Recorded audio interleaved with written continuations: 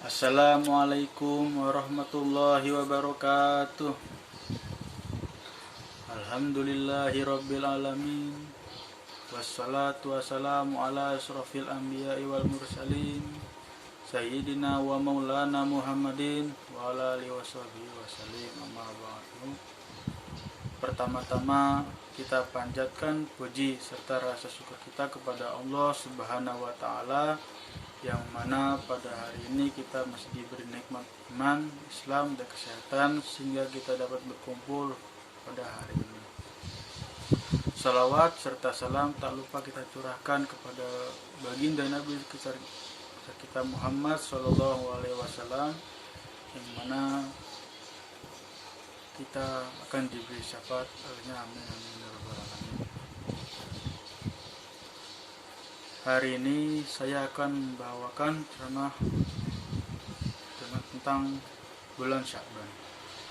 Dinamakan bulan Sya'ban karena bangsa Arab pada bulan tersebut berpencar untuk mencari air, atau karena ia muncul di antara bulan Rajab dan Ramadan. Diriwayatkan dari Aisyah radhiyallahu anha, Rasulullah SAW banyak berpuasa pada bulan Sya'ban, sehingga kita mengatakan beliau tidak pernah berbuka, dan aku tidak pernah melihat Rasulullah SAW puasa sebulan penuh kecuali puasa di bulan Ramadan, dan aku tidak pernah melihat Rasulullah banyak berpuasa melebihi puasa di bulan Sya'ban. Ketika Rasulullah SAW ditanya oleh Usamah bin Zaid, nah, kenapa beliau banyak berpuasa di bulan Sya'ban? Rasulullah menjawab, karena bulan ini banyak dilalaikan oleh umat manusia. Padahal pada bulan tersebut akan diangkat amalan-amalan seorang hamba pada Allah Subhanahu wa taala, dan saya ingin amalanku diangkat dan saya sedang berpuasa. Hadis riwayat Abu Daud dan An-Nasai. Ibnu Rajab berkata, puasa di bulan Sya'ban lebih utama daripada bulan-bulan haram, dan sebaik-baik amalan sunnah adalah yang dilakukan ketika dekat dengan bulan suci Ramadan, baik sebelum maupun sesudahnya. Maka puasa pada bulan ini kedudukannya seperti sunnah-sunnah rawatib sebelum atau sesudah sholat fardu, dan berfungsi untuk melengkapi jika ada kekurangan pada amalan fardu tersebut. Demikian pula puasa sebelum dan sudah Ramadan memiliki keutamaan lebih dibanding puasa-puasa lain yang sifatnya mutlak atau umum. Oleh karena itu, puasa yang dilakukan ketika sudah mendekati Ramadan lebih utama dibanding puasa-puasa yang jauh dari bulan suci ini. Sabda Rasulullah SAW yang menyebutkan bahwa bulan Sya'ban ini banyak dilalaikan oleh umat manusia, menunjukkan akan dianjurkan kita untuk menggunakan waktu untuk ketaatan di saat banyak manusia melalaikannya. Sebagaimana kita dianjurkan untuk banyak berzikir di pasar, di mana kebanyakan orang di tempat tersebut lalai di dunia, disibukkan pada urusan dunia, melalaikan akhirat.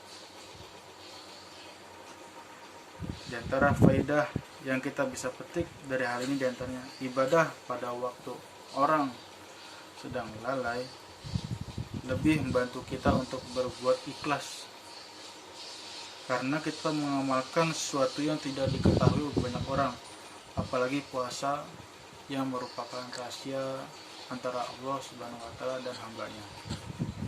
Demikian juga beramal pada saat manusia lalai terasa lebih berat dibanding secara beramai-ramai. Para ulama berbeda pendapat tentang sebab kenapa Rasulullah SAW banyak berpuasa di bulan Sya'ban. Di antara pendapat mereka antara lain, yang pertama, beliau terkadang meninggalkan puasa 3 hari di setiap bulannya karena safar atau karena lain. Oleh karena itu beliau mengumpulkan dan mengetingnya di bulan Sya'ban.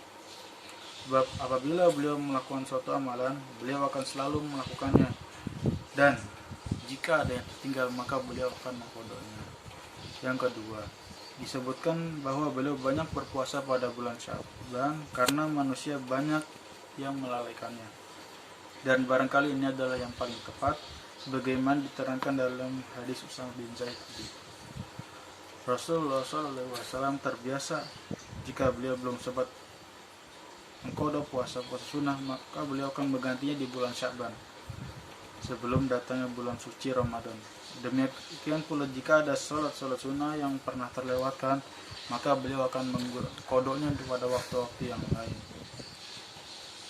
Di samping itu, puasa sunnah di bulan Sya'ban juga merupakan latihan agar kita terbiasa berpuasa, sehingga puasa di bulan suci Ramadan nanti akan terasa lebih ringan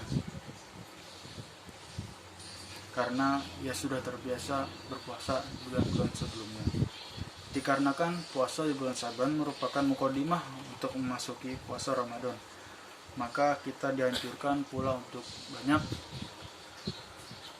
mengamalkan amalan-amalan soleh seperti bersedekah dan bersalawat.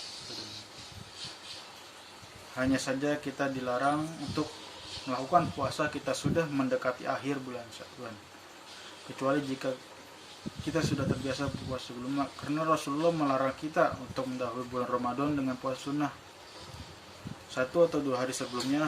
Hal ini supaya kita tidak menambah Ramadan dengan puasa-puasa lain yang bukan termasuk darinya. Kita juga dilarang berpuasa pada hari Syak, yaitu hari ragu-ragu antara akhir Sya'ban atau awal Ramadan. Beliau berpuasa, barang siapa yang berpuasa pada hari Syak, maka ia telah berbuat maksiat.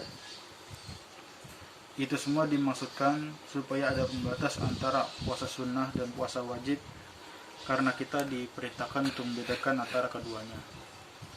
Sebagaimana kita juga dilarangkan berpuasa pada hari raya. Suatu hari Rasulullah SAW melihat seorang yang melakukan salat sunnah fajar setelah iqamah dikumandangkan. Lalu beliau menegur, apakah sholat subuh 4 rakaat? Di riwayat Bukhari. Hadis ini juga dijadikan dalil sebagai larangan untuk melakukan sholat sunnah setelah iqamah dikumandangkan, kecuali jika ia sudah terlanjur melakukannya. Ia boleh memilih antara diteruskan atau membatalkannya. Demikian singkat pada hari ini. Semoga kita dapat menjalankan dengan sempurna ibadah-ibadah di bulan Sya'ban ini, dan kita juga bisa melakukannya di bulan suci Ramadan. Bismillahirrahmanirrahim. Allahumma aqsim lana min khasyatik ma tahulu bihanna wa baina wa masyatik wa min taatika ma tuballighuna bihi jannaka wa minal yaqin wa ma tuhamminu bihi alaina masabat dunya. Allahumma matina bi samrina wa aslaha wa quwatina wa ahyana wa ajlahu wa asira minna wa ajlahu sarana man adana wa jalal qadamu sabitana fi dini wa la stajdi dunya akbar hamina wa la maghra illimna wa la sulai alaina man la yarhamna. Rabbana atina fid dunya hasanah wa fil akhirati hasanah benar. Subhanallah wa bihamdihi wassalamu ala mursalin alhamdulillahirabbil alamin. Dari saya, kurang lebihnya mohon maaf. Wabillahi taufiq wal hidayah. Wassalamualaikum warahmatullahi wabarakatuh.